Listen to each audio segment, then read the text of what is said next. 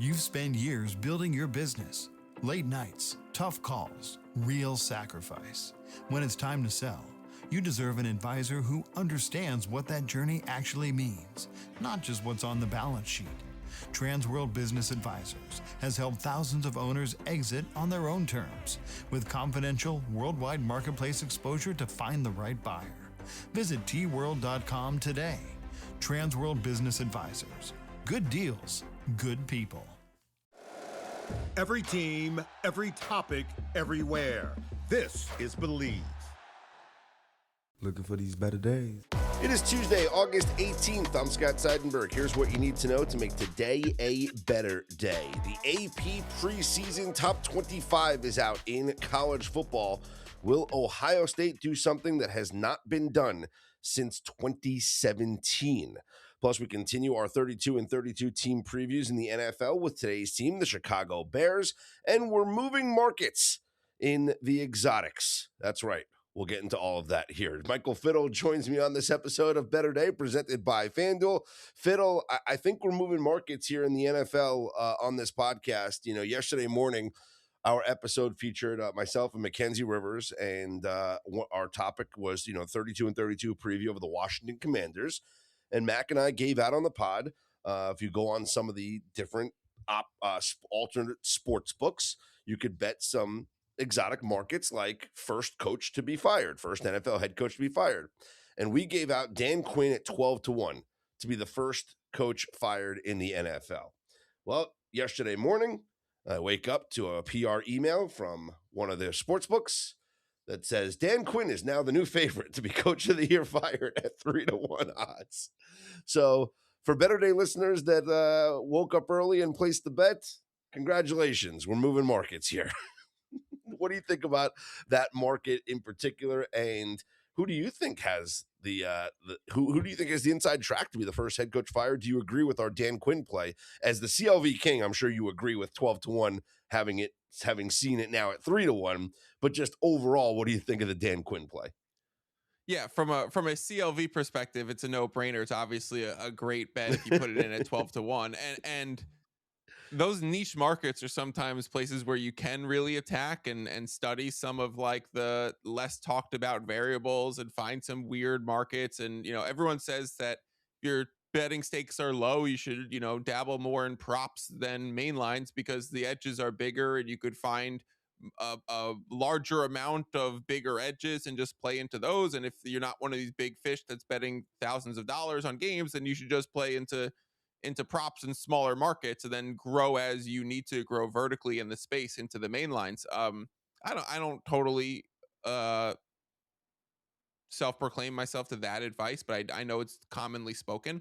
But I do think for Dan Quinn, like what a quick fall from grace. I feel like 2 years ago when Jaden Daniels had the breakout rookie season, it was like Dan totally changed the trajectory of this team. He totally flipped them around. Was he coach of the year 2 years ago? Was he was definitely in the running. He was in the running. Tension. Yeah, he was in the running. He didn't win, but yeah, he was in the running. And then it went sour last year because of the injuries. I mean, Washington, I think, had the oldest team in the league last year, despite having some young pieces. Like collectively, NFL age-wise, they were the oldest team in the league. They got very injured, and so now it just totally flips. It shows you how quick these coaching carousels really spin in the NFL. I don't mind the play on him at all. I'm trying to think of what other coach comes to mind, and nothing else like immediately sticks out as like this would be another head coach candidate to get fired.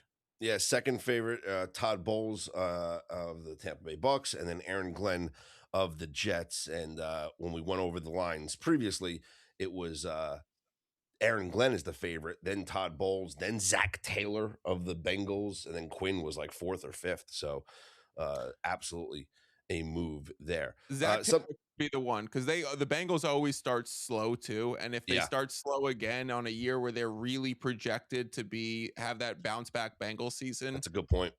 I could see it being him. So if you wanted to come back into the market either now because you missed the Dan Quinn play or you got the Dan Quinn play and you want to secure the portfolio, timing the market properly, if I'd say any of them now, aside from a Quinn, I would go with Zach Taylor. 9-1 right now, Zach Taylor. So that's a good portfolio to have. Good portfolio to have. Dan Quinn at 12-1, and then Zach Taylor at 9-1. Yeah. I'll take those. I'll take those. Something else that we talked about on yesterday's pod, which we can update now today because we have the lines for week 2 of the NFL preseason. But I took a look at the preseason trends going back to 2021, and Fiddle, I always go back to 2021 because that's the new era of the schedule, right? 3 preseason games, right? An extra regular season game. So we were waiting for the lines to populate here in week number 2. A strong subset. Both teams coming off of a win. The favorites in this week, in the next game, 24-12 straight up, 21-15 against the spread. The 2 qualifying games this week are the Ravens, Vikings, and Bears, Bengals. And checking the lines now, currently up on FanDuel as we look for the Ravens and Vikings. Minnesota, a 3-point favorite at home in both teams' second preseason game. And the Bears, Bengals, Cincinnati, a 1.5-point favorite at home in both of those teams' second preseason game. What do you think about playing the favorites here in that subset, both teams coming off of a win?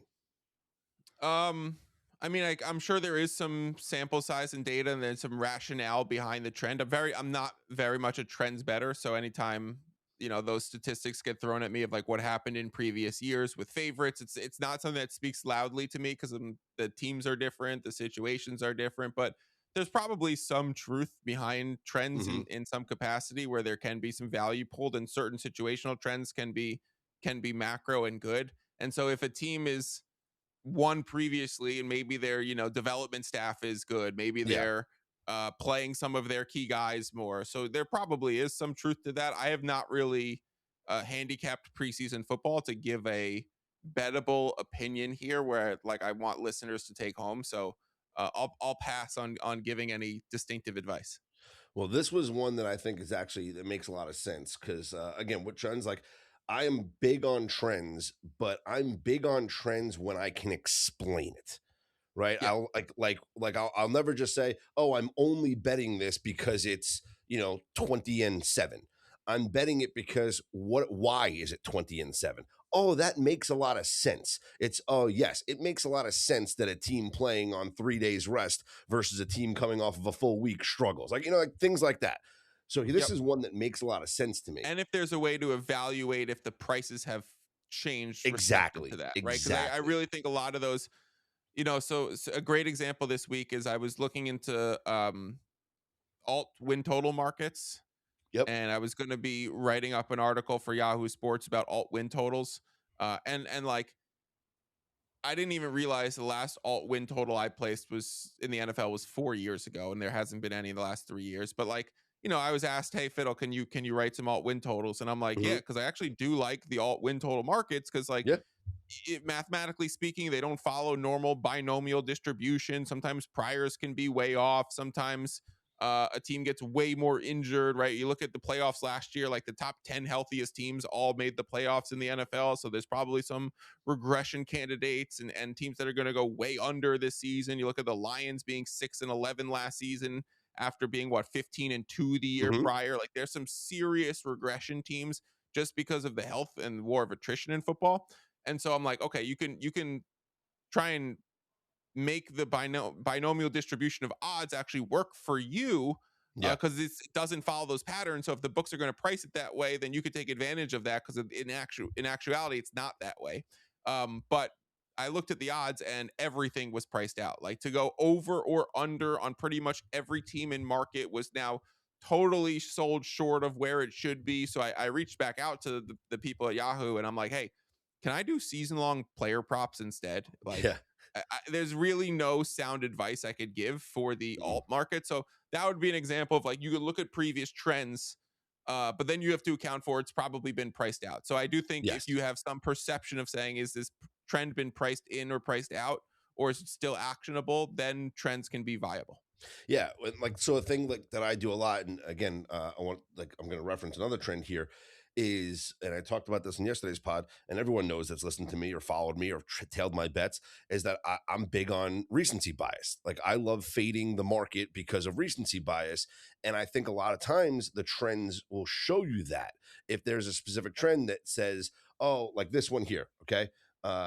If you look at fat and happy favorites, you win in the preseason in the last since 2021. If you won by double digits and then you're favored again the next week, okay, you're 25, 11, and 1 straight up. But Fiddle, you're 19, 17, and 1 against the spread, right? Like you don't have a good ATS margin. Why? Because the market inflates you. Because people Right. love betting teams that win big, right? That's Yep. recency bias. Okay. Now if so, like that's it. I'm not saying you should play the dogs there. I'm just saying that you're not profitable betting the favorites. Well, barely break even. Slightly profitable. Yeah, 52 point whatever. Here's another one I like. If you were embarrassed, though, you lost by double digits. Now you're listed as the dog because you're coming off of a double digit loss in the preseason. You're underdogs again, 21 and 14 against the spread. And the strongest positive ATS margin in those games is in the second half. Now, this is why it makes sense to me. In the starters, the first half is the starters play a little bit more, right? But for both teams, they're playing a little bit more. But in the second half, those are the backups that just got embarrassed in the prior week in the preseason. Their jobs are now on the line, right? Their week looked a lot different between games. Yes, like they are now locked in a little bit more and playing a little bit harder, and also for the coaching staff, right? You're coaching the second half differently after coming off of a blowout. You're not just trying to run the ball and end the game. You're trying to get your team back to feel better about themselves. So you're calling it to win it. So that's why it makes a lot of sense that we see the second half margin come through.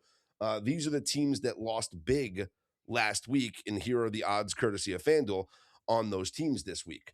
The Houston Texans, they got blown out last week. Texans this week are, where are they? They are 1.5 point dogs at home to the Las Vegas Raiders. So you got a home dog here on Thursday. The Raiders were a team that got blown out, but they are favored on the road in that game. The Packers got blown out, and they are 6.5 point dogs in Denver. It's a big line. You have the Panthers, who are 3.5 point dogs in Jacksonville. The Browns are actually favored at home against the Buffalo Bills, so we can avoid them. The Atlanta Falcons, 2.5 point dogs in Indy.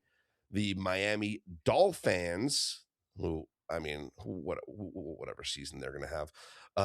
We have thoughts about the Dolphins. The Miami Dolphins this week are 2.5 point dogs at home to the Giants. The Philadelphia Eagles, 1.5 point dogs at New England. And then the reigning Super Bowl champions, the Seattle Seahawks, 2.5 point dogs at the Titans. So a lot of those would be some play on dogs, but maybe second half or live in game if the first half doesn't go their way, Fiddle. Yeah, and I guarantee that we're going to talk about the overreaction stuff throughout the year this season, because we're doing the Tuesday shows, and just like Yep. I just know for sure we're going to talk about, hey, in the look ahead line, this was a +3, but this team got blown out, and now they're +5. Yes. It's just like, we are gonna be talking about those things where it's just like, we need to play this back, play the +5. Like it's not enough data for one game to move off the +3 2 points in one game in 1 week. There's probably some blip of something that happened. There's probably a tipped pass, interception, a fumble that bounced one way, and punt return touchdown. Probably going to be random things that we're just like, hey, we're playing this back because of the overreaction. And I do think looking at look ahead lines and then finding the spots on reopeners that get way over adjusted, it's probably a good starting point. I really hate making the generalizations of like just bet the ones that moved the most and bet them the other way. I think they're a good starting point for looking in that direction. Of course, we do that. That's another thing we will do. We have done. We will continue to do. I know on a previous pod that I was in, one of our famous quotes was, "What's changed?" because we used to ask that question all the time when talking Yep. about the look ahead lines versus where we are. What's changed? Nothing. So why are we moving the market this much? One final thing on the preseason, and speaking of market moves, I'm curious your thoughts on this because as someone who does bet early and sees a lot of line moves, and most of the time for you it's positive CLV. There are times you get negative CLV. Heck, I got negative CLV on my Arizona Cardinals best bet last week. Didn't hurt me because they won outright, so didn't hurt me that I got +2.5 when they closed +3.5 because they won the game. But the steam moves in week one of the NFL preseason, Michael, they went 0-6. One of our contributors, Jake, was tracking it. The big steam moves, the 6 biggest steam moves, went 0-6. Now I understand it's a much smaller liquidity in the preseason, and this is the point that I was trying to make on yesterday's pod, is that it might take just one person making a limit bet on a preseason game to move the line, whereas in the regular season it takes a little bit more to manipulate a line for the amount of the limits that they have. But when you see that, does it kind of deter you a little bit? Does it give you pause to see that the 6 biggest steam moves went 0-6? So my toxic gambling thought is that when I see that, I'm like, well, then the next one has to win. Right. And They're going to go 6-0 this week now. I'm like, I've lost my last 6 great plus CLV bets. Like this 7th one is going to fucking hit. And I know in reality that's not true. In reality, these are small edges that stack upon each other. In reality, like the next CLV move is probably still going to have a, let's call it a 5% edge, just to use some simpleton numbers. And so you'll have a 55% win rate or on a bet that is priced +100 and priced 50-50. And so you have a 5% edge there, and that's really what the true probability is. And there's still a 45% chance it loses and a 55% chance it wins. And you just have to focus on ignoring the small sample size and stack the small edges. So I would trust preseason CLV moving forward. I wouldn't care about the last week of results. I would still try and front the steam. Of course, the most painful thing is when I had a bet last week, Scott, where I had over 173.5 for a dream Connecticut Sun game. There was a period in the market cycle where it hung at 172.5. Player gets ruled in, it steams up to 174 at close. Okay, I have CLV, but not enough to be plus EV, but I did not time the market optimally. And the game lands 173. And so that haunts, like, I wonder if I still remember that game at the Super Bowl, because like those things, that random WNBA game where I didn't get the best of the line and it's the reason why it cost me, those things haunt me. So you still want the best of the line. You still want the CLV. Not concerned about 6 games going 0-6. Like that stuff happens. In a inherently, sports betting is all small sample size. Preseason is even further, all small sample size. But the people moving the market still are the ones who have the most respect from the books, who have the most action in the liquidity, who have the most, that generally are the most trusted edges. So over time, those should bear out to some fruit. When you get negative CLV, like I did in that game, with the Cardinals, do you Yep. play back, or do you play back a partial of your bet? Do you live bet? Like, how do you treat those games where you're just against the market, where you got it wrong earlier in the week? So this is a great question. Mathematically speaking, the vast majority of times, the best thing for you to do is do nothing.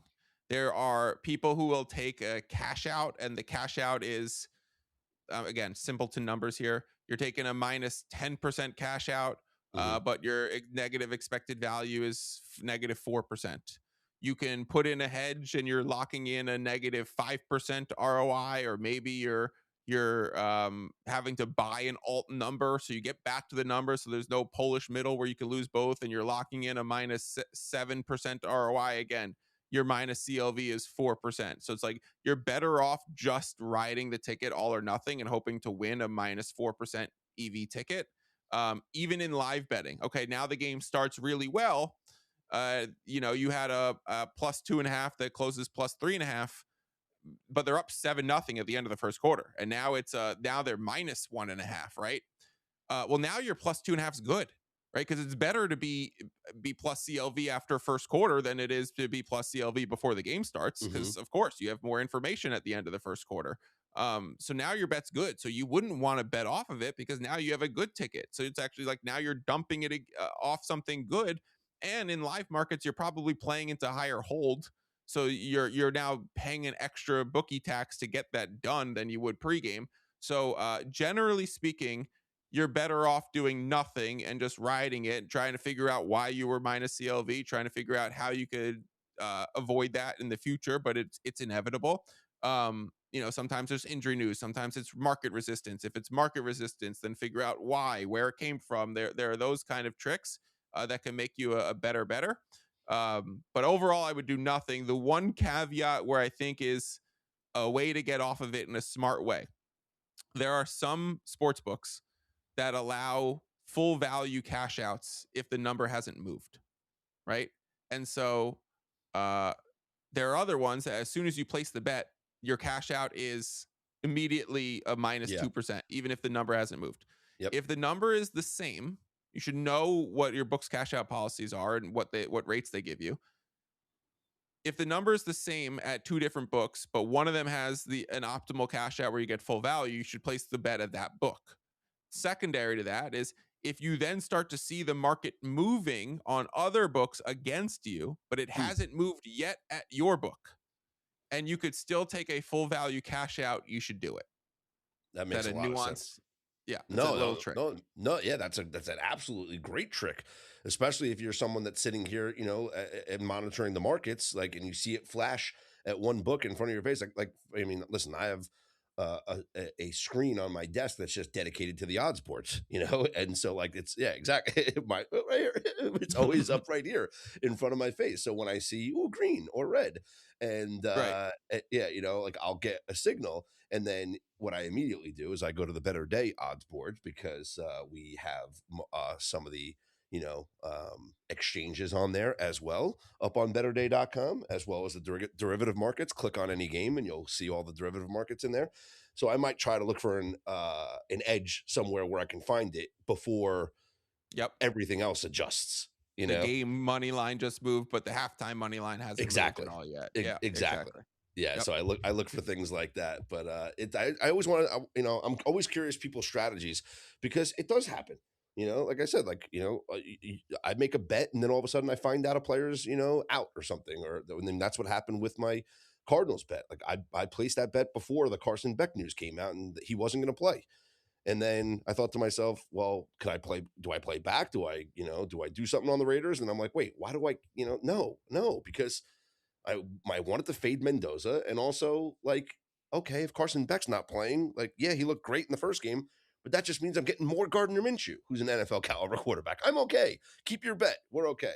And it wound up playing out perfectly for us. Scott, if a line never moved against you, inherently that would also mean it could never really move for you. Inherently, that would mean sports betting is solved.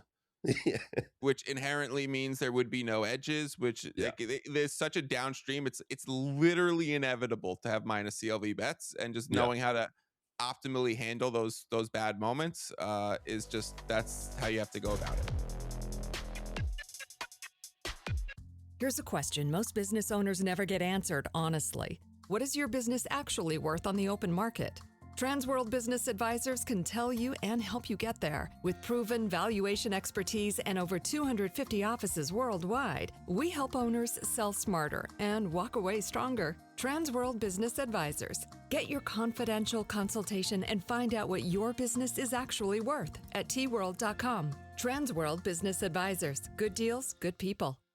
Baseball fans, think you know who's hitting a homer today? Well, FanDuel is giving you a free chance to call your shot with Daily Dingers. Joining the action's easy. Just make your free pick on who's hitting a home run in their game, and if you're right, you'll get a profit boost to use on your next bet for a chance at extra winnings. You've got nothing to lose and a lot to gain. And don't forget, you can make a free pick every day during MLB season. It's just another way FanDuel is home for home runs. So, Are you ready to play your game today? Join all the action at FanDuel.com/believe. That's FanDuel.com/believe to play Daily Dingers and make your free pick on who's hitting a homer. Play ball and swing for the fences on FanDuel, an official partner of the MLB. 21 plus in select states. For Kansas in affiliation with Kansas Star Casino. 18 plus DC, Kentucky, Wyoming. No purchase necessary. Opt-in required. Bonus issued as a non-withdrawable profit boost tokens. Restrictions apply, including any token expiration and max wager amount. See terms at sportsbook.fanduel.com. Gambling problem? Call 1-800-GAMBLER or 1-800-MY-RESET. Call 1-888-789-7777. Visit ccpg.org/chat in Connecticut. Visit mdgamblinghelp.org in Maryland. Visit gamblinghelplinema.org. Call 800-327-5050 in Massachusetts. Call 1-877-8-HOPE-NY. Text HOPE-NY New York. Call 1-877-770-7867 in Louisiana. Let's get to our 32 and 32 NFL team preview today, Fiddle, of the Chicago Bears as we continue the NFC North, or we get into the NFC North now as we wrapped up the NFC East yesterday with the Commanders. So we start in the NFC North with the Chicago Bears, a win total of 9.5, minus 125 to the under. They are up on FanDuel right now, plus 116 to make the playoffs, minus 136 to miss the playoffs. Under 7.5 wins, it was plus 250. So I wanted to talk to you about the alternate under, because I do like the under on the Bears, under 9.5. And then I wanted to think about the alternate under, which I'm seeing at 7.5 plus 250. The Bears are plus 305 to win the NFC North. I guess you and I are in agreement. We both like under 9.5. Would you play under 7.5 at plus 250? No, because of the binomial distribution that I talked about earlier. It should be higher. It should be way higher than that. Yeah. So it's just like, it's hard to say that there's enough edge, and like at that point you'd have to get lucky with injuries breaking your way, which sounds effed up to say. Like, you have to get lucky by people getting hurt, but like, you guys get what I'm saying. You'd have to have some. There's one edge that I think could be a use case for alt under win totals this season, and it's the 49ers. Just to quickly deviate, then we'll get back to Bears. It's the 49ers traveling to Australia for week 1 and then coming home for week 2. And I think the way that they're handling the trip is very suboptimal in terms of their travel plans. And so I don't think they're going to be well adjusted for the game against the Ravens. Then I don't think they're going to be well adjusted to returning home. I mean, against the Rams. I think the way the Rams are doing it is very optimized. They're like literally sending scouts to test the travel impacts and to how to optimize the thing. And they're flying in like literally the day before, playing the game and getting out as soon as possible. And they're trying to keep their body clocks on LA time the whole time. Yeah. And the 49ers like going over a week, integrating, then you're gonna have to come home. It's a massive travel, it's a massive time difference. Like, the body clock math of it is totally skewed. So I'm like, okay, that's like an edge where like you could say you should play some alt win totals, because that's not properly reflected in market. But at this point, given the alt win total market being essentially like nuked, and there really being no value just based on the odds and what you should be getting for these things, you're probably better off playing it like a Bears alt in a different way. Like, there's probably other edges to explore where you're like then just parlaying their lose this week and their look ahead lose on the money line the following week type of thing. So for the 49ers example, it's like, do I take Rams money line week 1 and Dolphins to cover the spread plus 10.5 week 2 and just parlay those in a current line and look ahead? So I think there's probably more stackable edges in alts if you do like week to week parlays, or you find other season long props to exploit, where the alt win total markets, it's like really hard to say that there's good value at this point. That's interesting. I'm looking at the schedule and I'm trying to see if there's like a spot that we want to maybe pick on, and it could be the Buffalo Green Bay back-to-back that they have at the end of the season, where you go, first of all, it's to Miami, which is going to be a play on Miami for me, even though I hate Miami.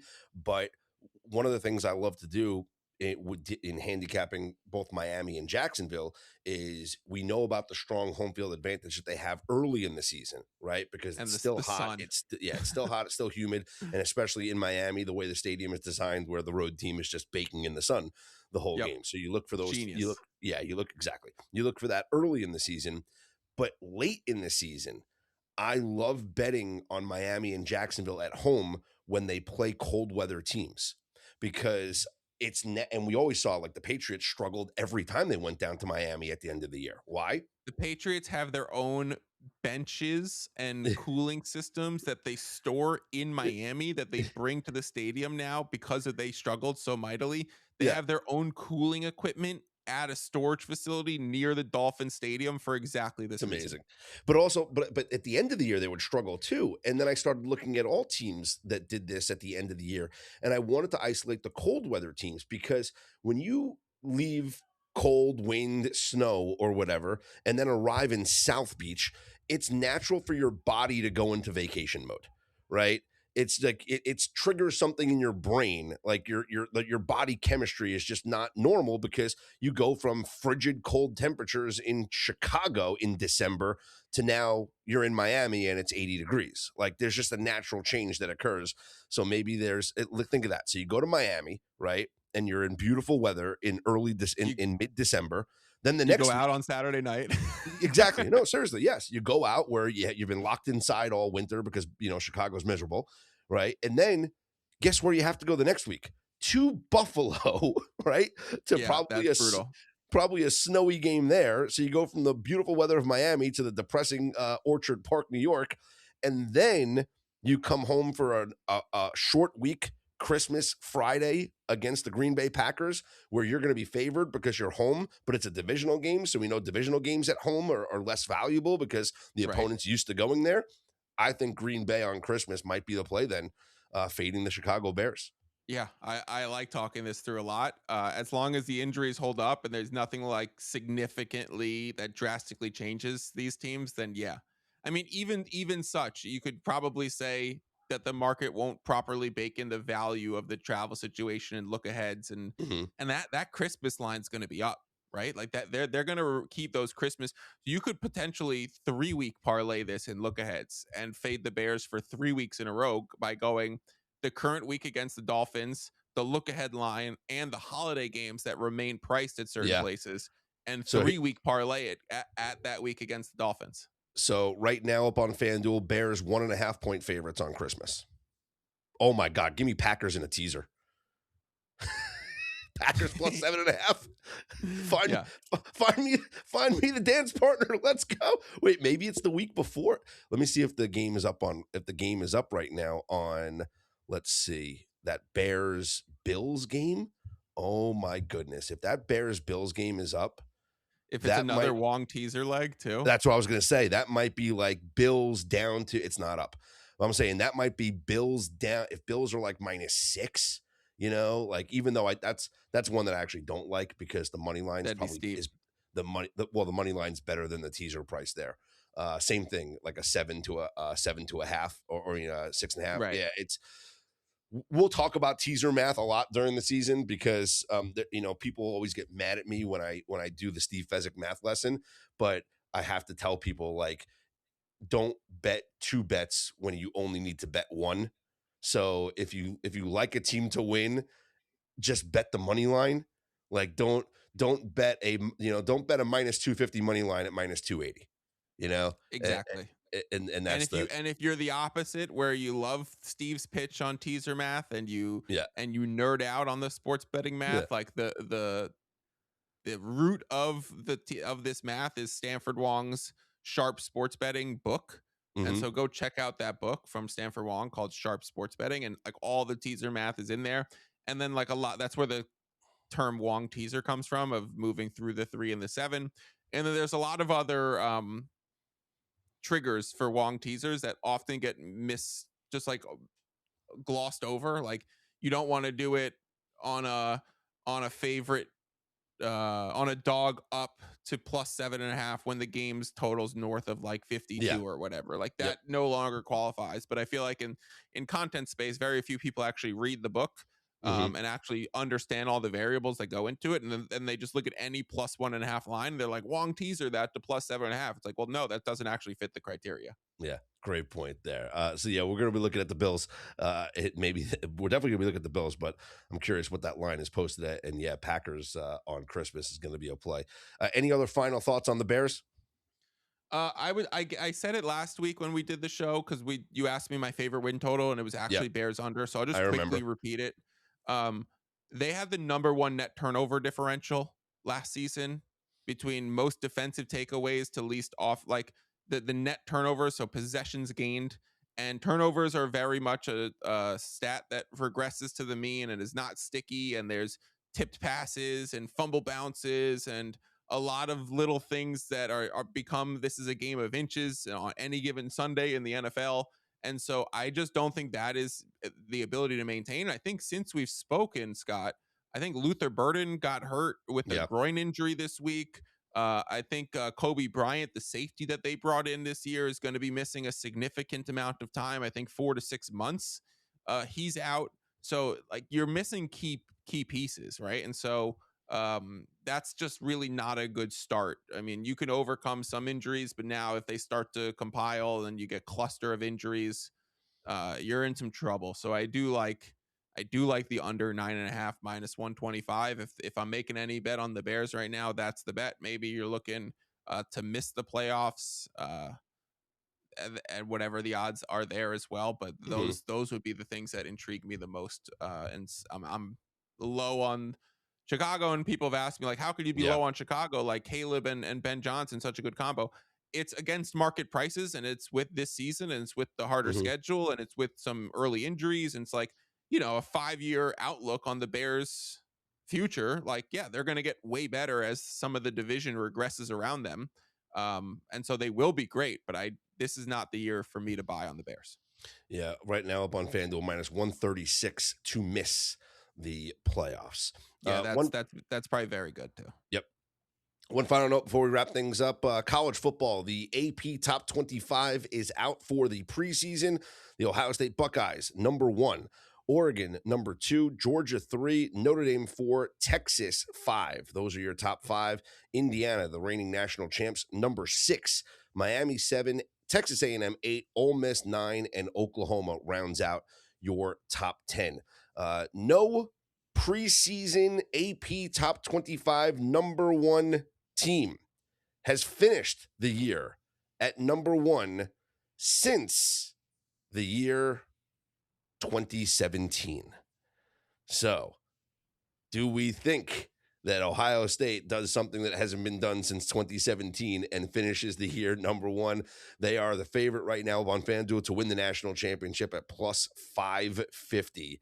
Again, no preseason AP Top 25 #1 team has finished the season #1 since Alabama in 2017. Speaking of Alabama, for the first time in 18 years, the Crimson Tide are not in the AP preseason top 25. Fiddle, how the mighty have fallen. Wow. Yeah, I'm not a college football person, but obviously like very familiar with the Roll Tide legacy and the Ohio State. I would wonder how NIL changes the outlook of teams finishing #1. Obviously that's just a difficult task to do, but I would say it's probably more likely with NIL because some teams just have way bigger budgets than other teams to be able to bring in talent and finish #1 ranked preseason and end of season. So I'd wonder how that stat shakes out over the next 10 years if there's like 3 or 4 repeats and now it happens actually more frequently. Another Nick Saban leaves Alabama and another fall from grace there. It's like the Dan Quinn effect coming full circle. Can't wait to get into this and more college football on the Better Day Football Show coming up this Thursday with myself, Steve Fezzik, and Joshua Nunn. If you missed last week's episode, it's available on YouTube. Just go check it out or go to our Twitter page at @better_day. The video's there. Very successful first show. You can always join us, participate in the chat, ask your questions as we come to you live each and every Thursday, 2 p.m. Eastern time. Fiddle, what do you have coming up this week content-wise on the basketball podcast, as well as anything that you're working on for Yahoo or Action Network? So there will be player prop season-long article for Yahoo Sports that I will be sure to, it will be posted probably today. I'll be sure to tweet it out if anyone just follows me at Fiddles Picks. And then all my live streams are streamed to Twitter and YouTube. I just did a show before we went live about CLV, and a question that I got some questions about CLV and originating versus top down, and going through a lot of those strategy lenses and what percentage of bets are you aiming for CLV, and what secondary metrics do you care about. So if you're interested in the strategy stuff, I usually do a live stream Monday, Wednesday, Friday, and sometimes on the weekend, just covering the games that are happening in the NBA or WNBA and breaking them down and finding the actionable spots at the time that we're live. But since there's only one WNBA game on Monday night, we had less to cover. So when I did the Monday stream, it was more holistic, macro, and I'll be live again tomorrow, Wednesday morning, breaking down Wednesday's WNBA slate as well. And I'm shifting over my streams to be very prediction market focused. So Nice. If you're starting to get into those waters and you're interested in learning about market making and liquidity and reading some of the market signals from a prediction market, it is very soon that I'm going to launch doing my show through the lens of prediction markets instead of sports books, because that's honestly where most of my volume is. And so I try and keep my content very transparent and authentic to what I'm doing. And so since most of my money getting down now is on the PMs, that's where I'm going to shift the show over. I absolutely love that. Make sure you guys follow Michael Fiddle on Twitter at Fiddles Picks. Check out his YouTube as well. All the links will be provided there. For Michael Fiddle, I'm Scott Seidenberg. Here's hoping you make today and every day a better day.